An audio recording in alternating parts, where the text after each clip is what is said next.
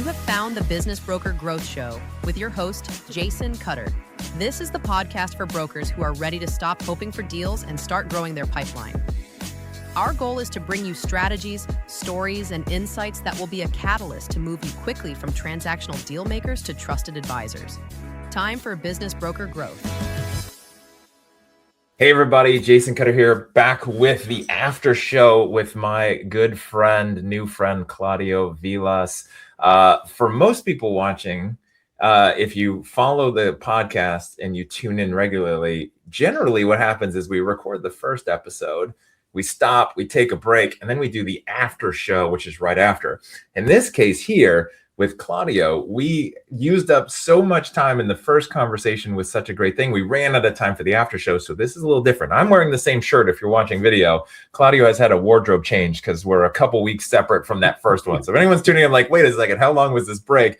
So I won't do what I normally do with Claudio, which is, how did you like the first part of the show? Because it was amazing and you might not remember all the details. But I'm super excited that you made time to come back so we could kind of film the post show. So I love it. I love the after party. Yes, it's the after party. And then a fun side note too for the audience. This is just real life stuff because I think this is always interesting.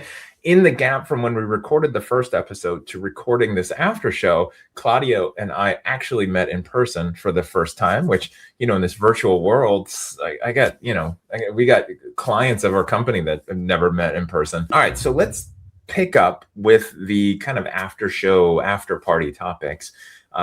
The first one I always ask everyone is, what will brokers need to do to survive in the year 2030? It's 2026, 4 or 5 years from now. What will broker M&A advisors need to do? Well, I think, everybody's talking about AI and technology and all that. I think to survive in 2, 5, 10 years from now, it doesn't matter. You got to keep it real, keep it in person. And use all those tools, use all those new developments to improve your in-person meeting. I mean, nothing better than you and I having a coffee, one in front of each other. Every tool that we use, the AIs, the databases, the CRMs, and all that, in my humble view, is there to help you be more personable, be more in front of your clients, and really take care of them. In this space where I am, which is the lower middle market, it's really important to gain really good relationships and trust from your clients, because your clients are at a disadvantage with the buyers. If you're working with the sellers, the buyers have a lot more firepower, a lot more people. And if you get close to your clients and you defend them and you actually are on their side, I think you're going to be successful now, 5 years from now, 10 years from now. It doesn't matter what technology brings. It's going to make you a better person. Yeah. So I love that you said that it's a common theme of what I've said for years. And I love that you're talking about helping people, personal, building relationships, supporting those relationships. And obviously you said defending, like being on their side and helping people and building the trust through the relationship so they know that your goal is their goal, right? It's not just a win-lose, but like it's a win-win, and their outcome, benefit or the success of their outcome is really your goal as well, no matter what. The one thing I've said for years and years is that technology and teams and or businesses and anyone should put as much technology in place to handle the things that could be done through automation or technology, such that the only thing left is for you, Claudio, the human, to spend time in relationship and help that other human accomplish their goal, right? Automate and remove everything else, or outsource it, or build a team such that the one thing that's left, which is what will always be a thing, is humans helping humans. Absolutely. I don't think that's going to change. Maybe I'm wrong, but I don't think that's going to change. Actually, it's going to be, if you know how to use the technology, and if you know how to you need to have a really good back office team. If you can get a good back office team, whether that's AI or actual people, you want to be in front of your clients. You want to be thinking about them. see, one of the things that I do a lot is make sure that when I get offers, I really dig into them and I give my clients the understanding of what each part of those offers actually mean. Lower middle market offers, LOIs, are a little bit complicated, and if you're not really savvy on reading them, you don't know exactly which one's better, right? It's not just, hey, I'm going to buy your company for X amount of money. It's, I'm going to buy your company for X amount of money.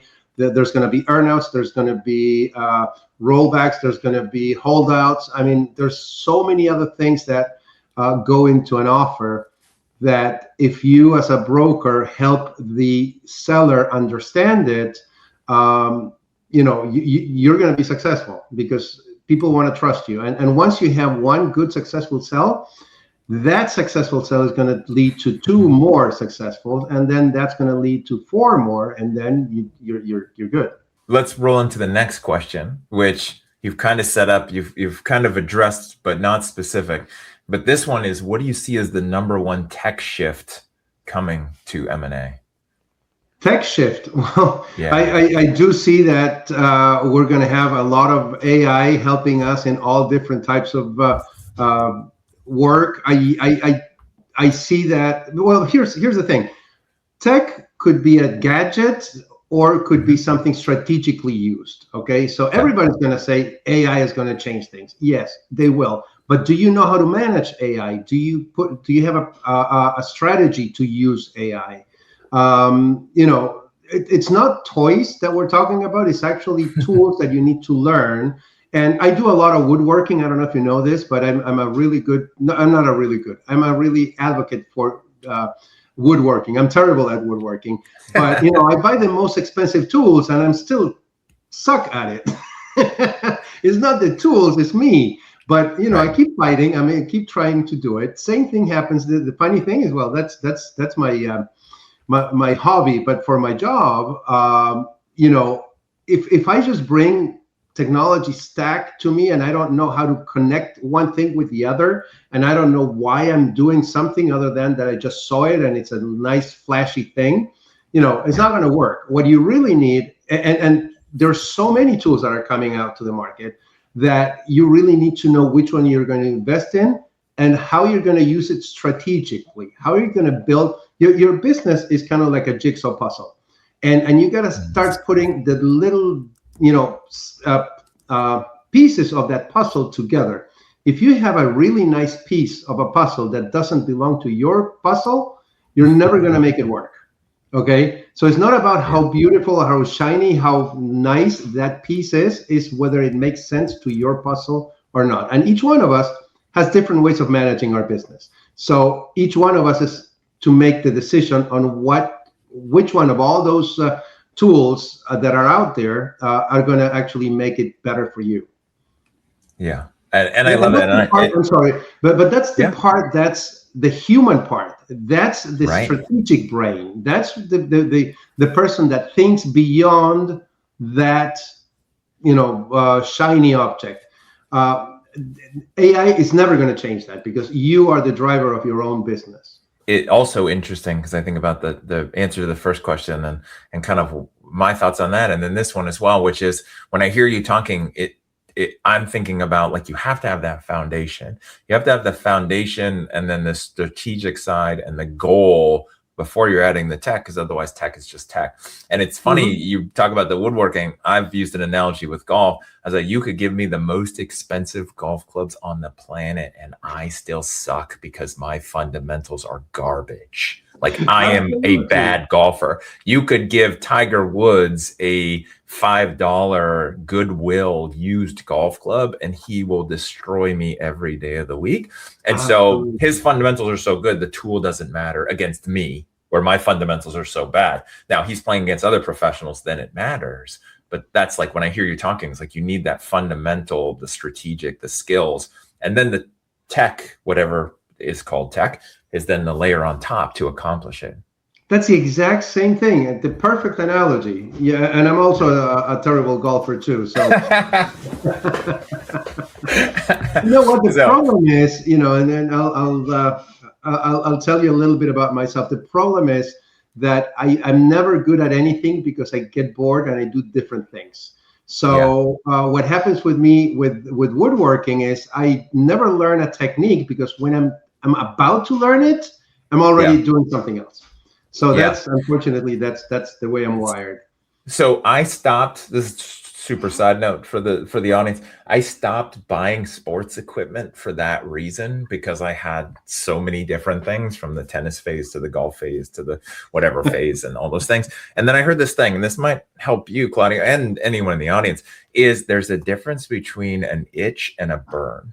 So an itch is something you want to do or you're thinking about, and you want to scratch that itch. And once you do, it's over, versus a burn, which is like, I'm going to do this thing and nothing is ever going to stop me. And I'm going to go through whatever challenges. When it's not fun anymore, I'm just going to keep going. Right. So when I hear that and I think of you, I think business brokerage, what you're doing for roofers, what we were talking about when you and I met over coffee, that will not be on the episode because it's your plans to come. That's a burn. You're going to do those things. Nothing is going to stop you. You're going to be like the Kool-Aid man, going through every wall possible. You're going to make it happen.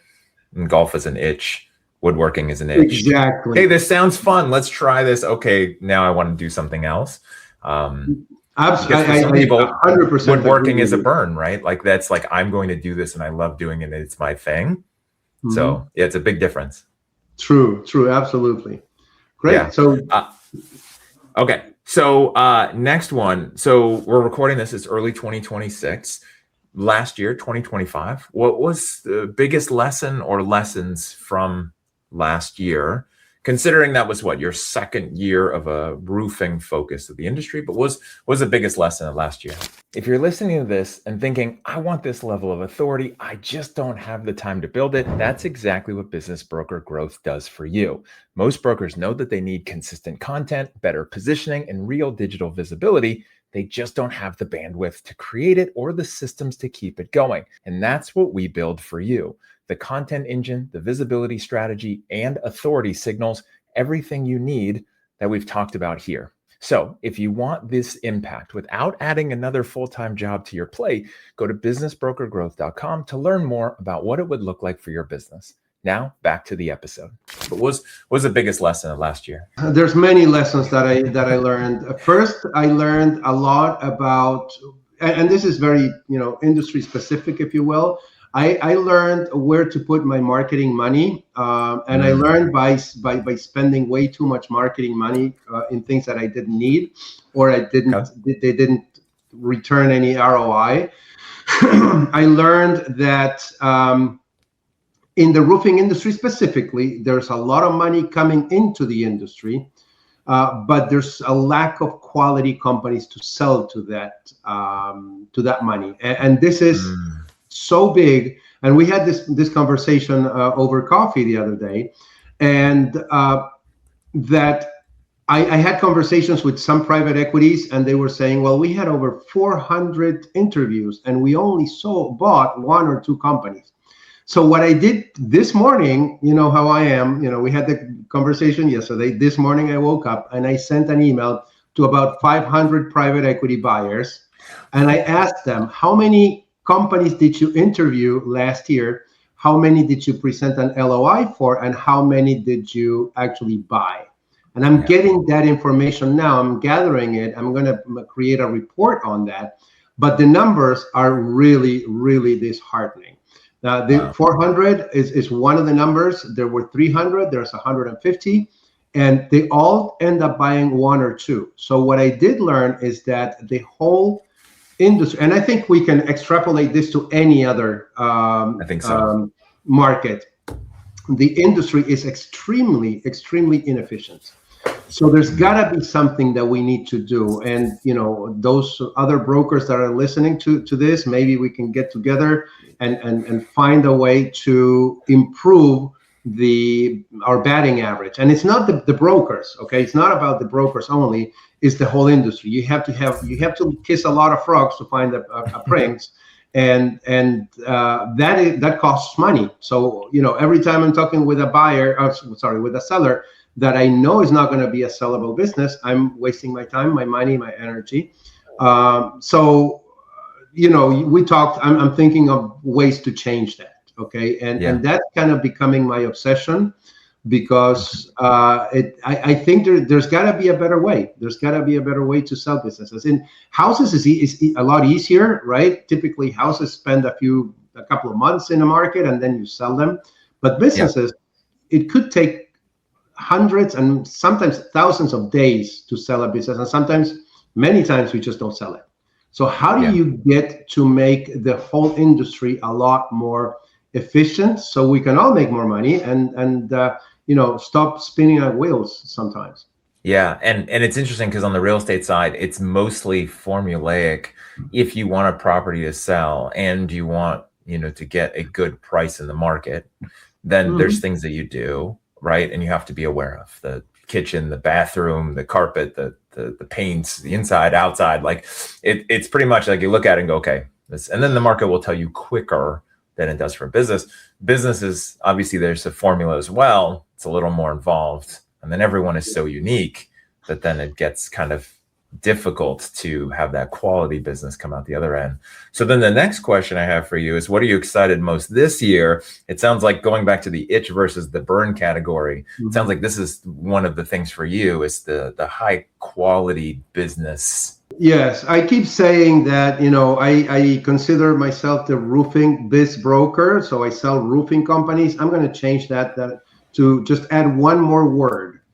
I'm going to sell quality roofing companies, not just roofing companies. And if you're not a quality roofing company, then you have two options. You either work with me to improve it, and I can help you get that company to be an investment grade company, or work on yourself and by yourself. And we'll talk later. But that's my thing. And I think that vision actually aligns a lot with my values, that I can help good entrepreneurs become great investment grade entrepreneurs.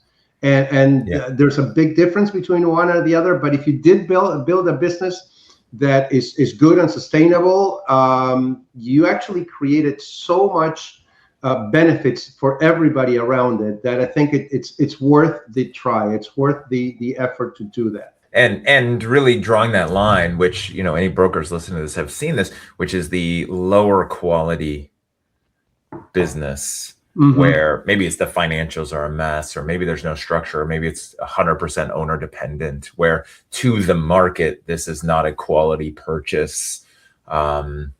Like a rundown house in a really good neighborhood, but at the wrong price, or whatever it is, like, that differentiation. And I think it's important, because then what you're doing and what you're building towards is closing that gap and solving that inefficiency in the market between the sellers and all of the buyers that are out there looking to spend money, wanting a quality business, to then, be the launch of what they're going to do with it, right? Yeah, and think about, and I just thought about this as you were talking, right? So if I'm a business broker, whatever I sell, what is my product? Well, my product is the business that I sell, right? So if I can get to a point where a buyer that I reach out to knows that a company that I am representing is good quality. It's basically as if you were selling any kind of service or product. When people look at you or they come and ask you, they know that your product or your service is good quality. If I'm selling companies or trying to push companies that are not really good quality, that's actually affecting my product, right? So think about it that way. That's as brokers, that's what we sell. We sell a business. If the business is not a quality business, then they're not selling something great. Yeah. And another analogy, another thing that for anyone listening that knows cars or how the luxury car market goes, there's, luxury car makers like Ferrari, where they will launch a new special edition of a car and it's exclusive. And you would have had to buy other cars to earn the right to it. And then when they announce this very expensive, unique car, limited production, it sells out instantly because they reach out to everyone who qualifies, and then it's done because it's quality. And so you think of that, right, versus the inverse. And you think Porsche has that too with some of their models. Like you have to have jumped through a lot of hoops to get those. And you think of the other end of the spectrum, which is you want to buy a Toyota, You go to the dealership, you buy a Toyota, and they have to sell a lot of those, right? And so which business do you want to be in as a broker? Where what is your product? So I think that's important. What I'm saying about the quality companies is your company might not be what I call investment grade today, but it can be in the future. So it's not something that, I didn't make it this year. Well, okay, let's work on it. What's wrong with your company that we can fix? Your accounting, typical. Are you the business, and are you not delegating? Then we talk about leadership. And the great thing is that I have relationships with many excellent professionals that can help your company be an investment grade company. So the other thing, thinking about this, the other thing that as a broker I try to do is I try to think a lot more strategically than tactically. To me, it's not about the deal I'm going to close the next month. It's about how am I going to build my business. So in 2027, 28, 29, 2030, I have a constant flow of business, right? You've heard about, deal breadth that many brokers have. And why do you have that? Is because you don't have a recurring flow of business. And why does that happen? Is because once you finish one deal, you've got to go and look for the other one. You don't have a process that brings more deals to you. So if you can build that pipeline, that process, you don't have that breadth, that deal breadth, and you don't have to close a deal next week to pay your mortgage, right? And that's very important because your clients don't want you to just close a deal to get a paycheck. What they want you to do is to get the best deal for them. And the best deal takes time. I'm working on a deal right now that, I put it on the market in December. So we're 1 month later, not bad. I got several offers. But I'm not jumping at the first offer. I'm having the conversations with the buyers, with the seller. We're going back and forth. We're negotiating step by step. And I don't want to close this deal tomorrow. I want to close it when it's best for my clients. I love it. All right. Final question of our after party here is, if you could wave a magic wand in the marketing sense, considering all the marketing that you're already doing, and have one marketing strategy implemented automatically, you don't have to do anything, it just occurs, what would you pick? Everything that I'm doing in marketing takes time and effort. It's not, I would like to be present in not in every client, but in every referral or future referral partner that I work with. I think it's very important to create a referral network way beyond the typical accountants and attorneys, right? People that will refer you, because they know you and they trust you with their clients. Okay, so let's suppose I'm working, and I'm really working on this, and I've had some success so far. Let's suppose I find a great marketeer in the roofing industry, and I become very good friends with them. And this marketeer has 100 roofers that are their clients. Guess what? He's going to have a conversation eventually about selling the business, and eventually he's going to connect them with me. So if I could actually be in his mind or in any other industry person's mind immediately, that's what I like. I think the whole referral network marketing is very underrated. People don't use it as much as they should. And every referral person, every person that you meet that serves your client is a potential salesman for you. So bring value to them, okay? Do things to bring value to them, and eventually they will bring value back to you. And I think, from that perspective, it's so important, especially what you said at the end, which is subtle, but the most important part, which is to bring value, give value to them, and then they'll bring value to you, which is, to give first, especially to give first without the expectation of like, okay, well, I did something for you. Now, I need you to do something for me, or I need a referral. Like, just give and then, plant enough of those seeds and it will happen. Exactly. The question would be is how do you with the magic wand, how do you make all that automatic, which is tough because we go back to the answer to the first and then the second question. It's all about relationships and it's about people. So some of that you could magic wand, the rest of it, you kind of got to be present. Yeah, you can use technology to be in front of them. You can use technology to send stuff. I mean, you can automatically send stuff, but at the end of the day, it's your person. And this industry, the business brokerage industry, is all unfortunately about you, right?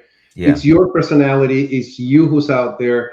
I couldn't delegate the relationships that I have. They're my relationships. No. And it makes it a little hard because you still, you got to be there every day. I love it. Any parting thoughts on this after show? Disjointed from the first episode, so I know some, life has happened, brought up a lot of good things. Any final thoughts? Anything else you want to leave the audience with? Yes, I think it's all about enjoying what you do. I don't know why people become brokers. Every one of us has a different reason why you would become a broker. I have my own reasons, but if you're becoming a broker, if you want to be a business broker to make money, this is not the place. The only way you can make money by being a broker is not focusing on the money, but focusing on the people. And maybe that's true to many other places, right? If you put people and your clients, your associates, your referral network first, the money comes after, right? And you can make a lot of money, but not if you're focusing on that. If you're focusing on the people, and the money is the result of that. I did have many people that I met throughout my last 2 years in the roofing industry saying, "Oh yeah, I want to do this because I want to make so much money." Well, it doesn't work that way. It doesn't work that way. It works when somebody calls you and says, "Hey, thank you for having sold my business. I'm happy. I'm retired. I did this with the money. I have a client that bought a whole racetrack with the money at the Smyrna racetrack." Right? People that are traveling around the world, and that's it. And honor your clients, and the money will come first. Honor your money, and clients won't come. And I think that's important because that whole deal breadth and everything else, and fundamentally, what I've learned about business brokerage from people like you and others I've spoken with, it's really hard, and deals take a long time, or they fall apart, and all that time was spent for nothing. So if you're in it for the money, it's gonna be a very painful way to make money. And then that goes to the itch and the burn, right? Like if you have the burn to help businesses and you have your reason for being in it of what drives you, that's different. If it's an itch because you want to make some money, it's not a fun way to make money just for money's sake, right? You could be working for a whole year with a client and do nothing. It happens all the time. So, if you want to make money, do something else. If you want to have a great impact in society, which I do believe, and I'm sorry, I keep talking, but I do believe that our profession, if it's well done, it has a very strong impact in society, because you're actually taking somebody that worked for 20, 30 years of his life, and you're giving him a great deal at the end of his, professional life or his active life. If you do a bad job at that and you get him a raw deal, you're killing somebody that worked for a long time.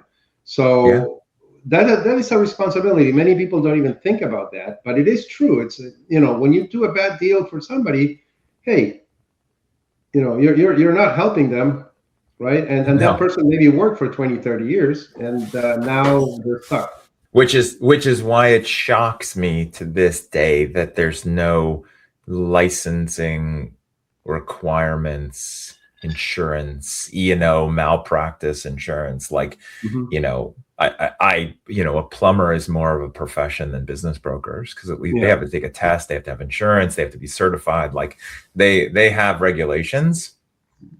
Yes. Your industry doesn't, which is interesting, and then leads to the fact that, the well-known status, 80% of businesses don't end up selling. And so why is that? So it's fascinating, like what you're talking about, and then this industry. So I'm going to get in trouble with the business brokers associations and all that, but I can't believe that we need a real estate license to sell businesses. It's crazy. It's like, needing a driver's license to fly a plane. It's like, to me, it makes no sense. I think we need to have a brokerage, a business brokerage license. 100%. I know that when people hear this, I'm going to get some, heat on that. But hey, that's what I believe in. You sell a house, you just show the 4 bedrooms, 3 bathrooms, and it's recently painted. You sell a business, and you're talking about a completely different thing. You're talking P&L, balance sheets. You're talking SOPs. You're talking, owner dependency. It's night and day. Yeah. But that's where we are. Yeah. And that's why, to your point, 80% of the businesses don't sell. That's one of the reasons why. We were on a roll. We had a lot of good info. You've shared a lot of great stuff, and then we end on that. But it's true, and I appreciate it, and I think it's good, right? Well, you can cut it if it doesn't. No, I think it's important, the all of it, because like you said, and what was leading up to that is if you're doing it just for the money, then it's not the right thing, and it's not helpful. And the industry is so valuable. Kind of goes back to everything we've been talking about for this after show on the heels of the main one, because it is so important. So I love all of that. I appreciate you sharing all of that, and being here and coming back for part 2 on this. Yeah, as well. Absolutely. So and if you want part 3, or you want to come back to Graciano's for a coffee or maybe dinner, that would be great. Yes, but we will definitely do that. We're definitely going to revisit some stuff, because as you specifically are building all the things that you're focused on this year, it would be fun to update the audience and to share that with them. So until then, Claudio, I appreciate you being here. Thanks for all that you shared, and then all you're doing for the businesses out there, and focusing on the quality and helping them get there as well, not just cherry picking, but also being a part of that journey. So I appreciate you. Thank you so much. Very nice talking with you again, man. Yes. And for everyone else, the Claudio's links and all of his information will be in the show notes. If you didn't check it out, make sure to check out part 1. If you're just catching this and being like, I don't understand what they were talking about, go back and check out part 1. So much good content. You'll understand Claudio and his vision and his path and everything to get to where he is now. So much more. But the link will be in the show notes. Anything you need to reach out to him, to chat with him. He's mentioned this in the first episode, but he's an educator and he's a giver, and he's always willing to chat with anybody and support however he can. So it's one of the things about his nature that's amazing. So and like I say at the end, until next time, stop hoping for deals and start growing your pipeline. Thank you.